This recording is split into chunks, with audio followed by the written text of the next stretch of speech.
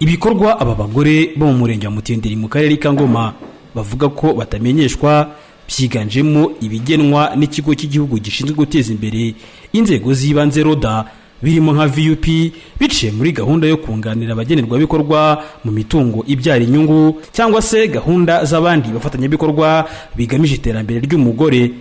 Aha niho bahera basaba ko bafashwa kwigobotora ubukene no guhora bateza amaboko abagabo.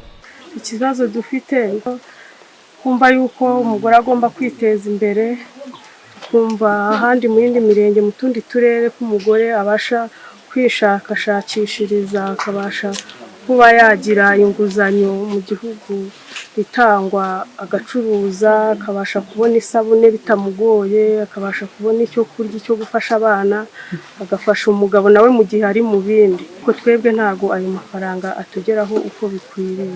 Abagore ikibazo dufite ni cy'akarengane cyo kudahabwa amafaranga y'inguzanyo kugira ngo natwe tubashe kwiteza imbere nk'abandi.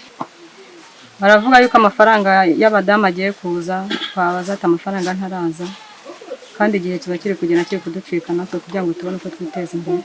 Abandi badamu tukumva kuri televiziyo tubabona bavuga ati twiteje imbere, ntitugisabiriza abagabo amafaranga yo guhaha umunyu, ntitugihahishwaho n'abagabo ngo tubabwiye ngo nibaduhahire ibyo kurya cyangwa se n'utundi tuntu dukeneye runaka nk'umwambaro. Tukumva barimo baravuga nk'ibyo bintu bikatubabaza cyane. Muri Mutenderi harimo abagore barenganye cyane. Kuba aba bagore badafashwa kwivana mu bukene bigira ingaruka zinyuranye zirimo amakimbirane mu ngo ndetse n'imibereho mibi y'abana babo. Ku ruhande rw'ubuyobozi bw'umurenge wa Mutenderi buhakana ibivugwa n'aba baturage, bukagaragaza ko gahunda yo guteza imbere abagore ihari, ahubwo ko hari abagore batitabira inteko z'abaturage ndetse na gahunda zindi zirimo umuganda n'inama, ari naho havugirwa izo gahunda bo ntibabimenye kubera kutitabira. Ngenda Mathias ni umunyamabanga nshingwabikorwa w'umurenge wa Mutenderi. Biriya ni ubukangurambaga burakorwa. Icyo twabasaba no kwitabira inteko z'abaturage. Iyo turi mu nteko z'abaturage buri wa kabiri mu karere kacu ka Ngoma, buriya nejo dufite inteko, niho tuganira gahunda zose za leta. Hari igihe dufata BDA akazenguruka mu nteko zose, byibutsa agasoza ukwezi cyangwa se ukwezi n'icyumweru ageze muri buri nteko asobanura ari amafaranga ya BDF, ukuntu babona ziriya nguzanyo kandi mu buryo leta ibunganira. Buriya turabasaba no kugira ngo bidusaba kubegera, ko turasaba no kwitabira inteko kugira ngo bazumve gahunda za leta. Abenshi bafite inguzanyo hariya, amafaranga barafite kandi bateye imbere.